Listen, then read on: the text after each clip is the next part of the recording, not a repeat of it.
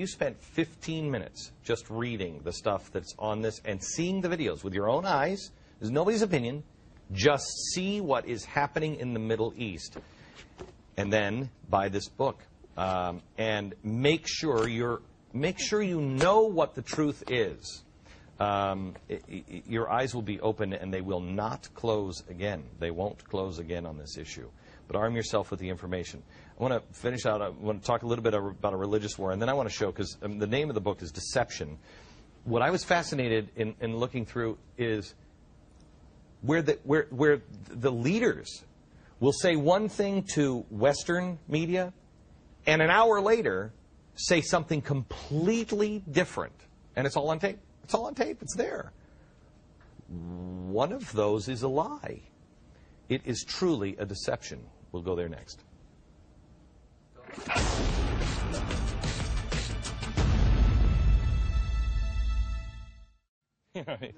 We're just talking about a book called Deception, and I mean it, and you know that I don't. I ask you to read an awful lot. I ask a ton of you, and I apologize. And I understand that you have limited funds and you can't do anything, but follow your heart.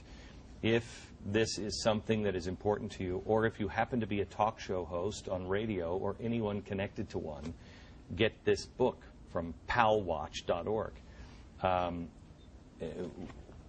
We're just talking about Part 4, the study of Palestinian-funded magazine. It's right here, and it has the magazine in it, and we're going to show it to you here in a second. But this is Palestinian Authority, so we fund the Palestinian Authority. We send our tax dollars over there.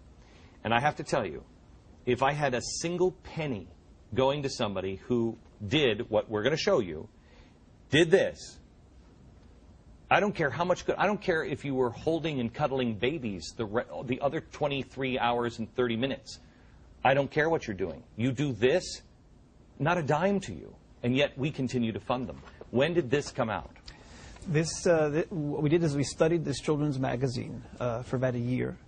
And this particular item was in February 2011. Okay, yeah, it says January 2011. I'm sorry, January 2011. So this year.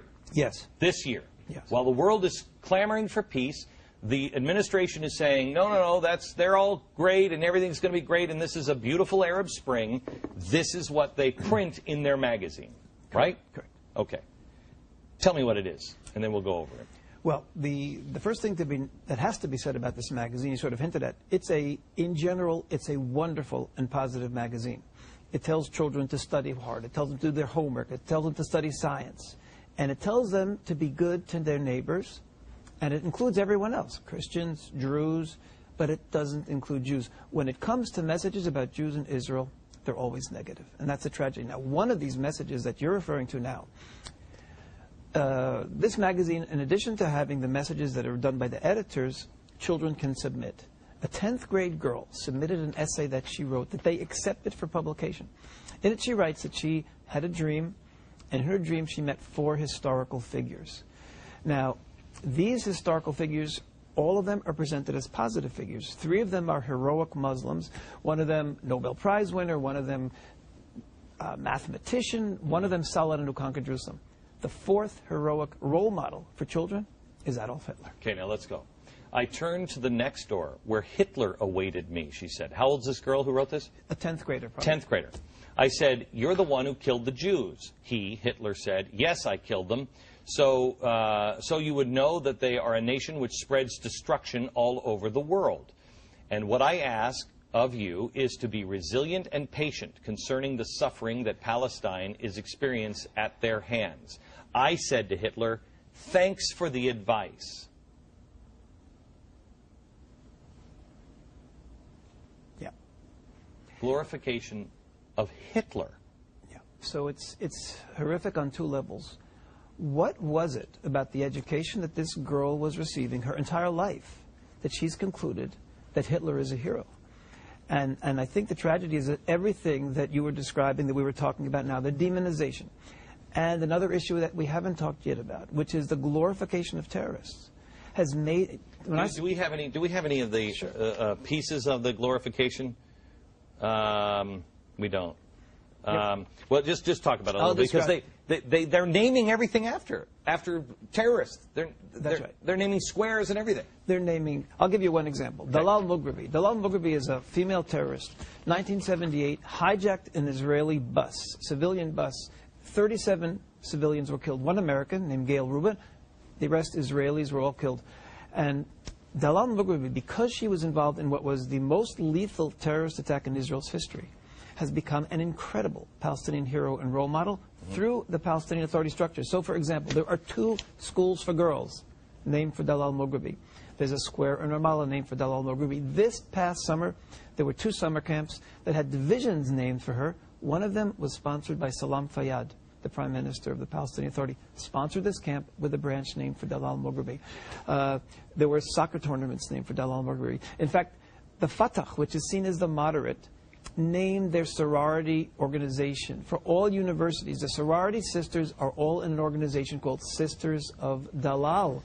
So that all the university students who are part of the Fatah are admiring Dalal Mughrabi, killer of 37 civilians, just by participating in the Sisters of Dalal. Okay. Let me go here real quick. World Without Israel, let me just play 2 quick clips.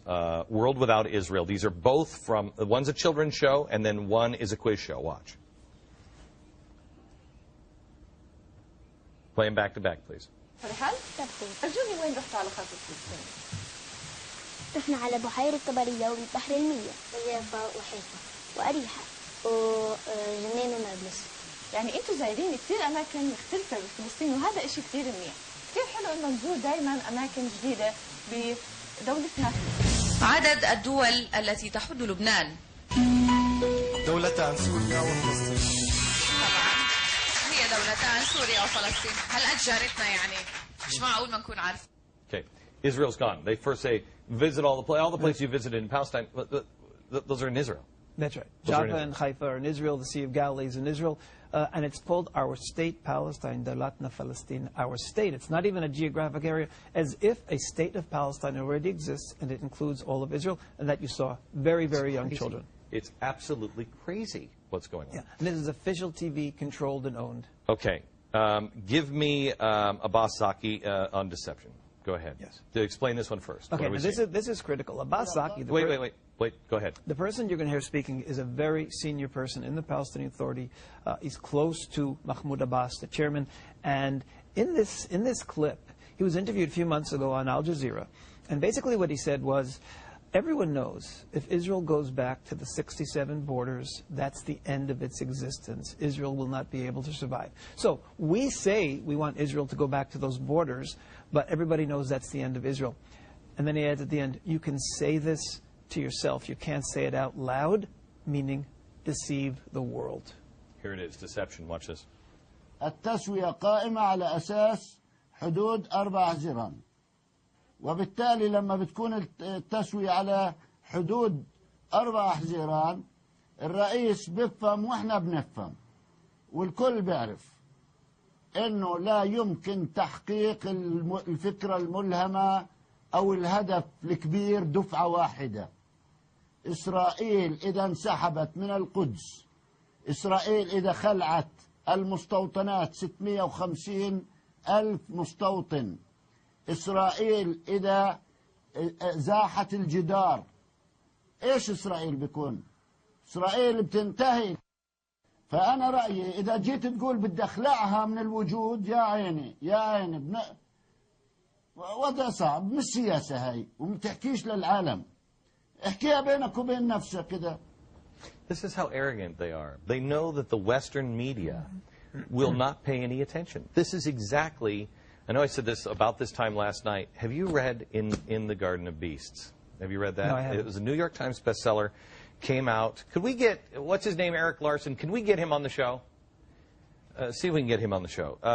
It's an amazing book, and it documents what happened in Germany, and how all of this stuff was there, and all of the journalists, they didn't pay attention, they didn't believe it when they heard it. Few people translated. You know, over here in America, we paid no attention to it. We dismissed it when we did hear it, and the same exact thing is happening.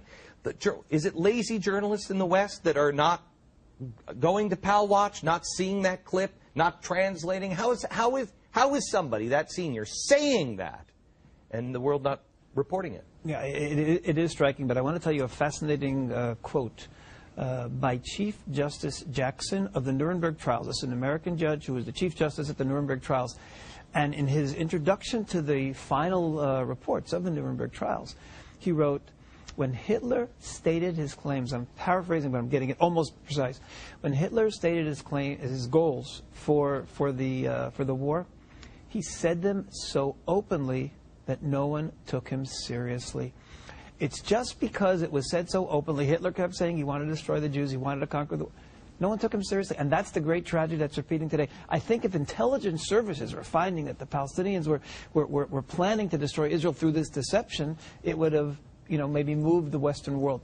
Because it's said so openly, people aren't trusting them. And I want to say something. What we have learned, you have to listen to what the Palestinians say, and you have to believe them. Because everything that they've told their people has turned out to be correct. I have to tell you, it's not a Palestinian thing. If a Jew is my neighbor and he's saying, you Christians, I'm going to wipe all you people out, I listen to him. If it's a Muslim, if it's a Christian, I listen to him. If it's an atheist, I listen to him. If he's naming things after people who have killed Christians, I listen to him. If the Canadians were saying that, you'd listen to them. You just don't take people who are saying, we're going to wipe you out, we're going to kill you all, we're building the ovens again, all of that stuff. You don't. Are you kidding me? We can't say in our own schools.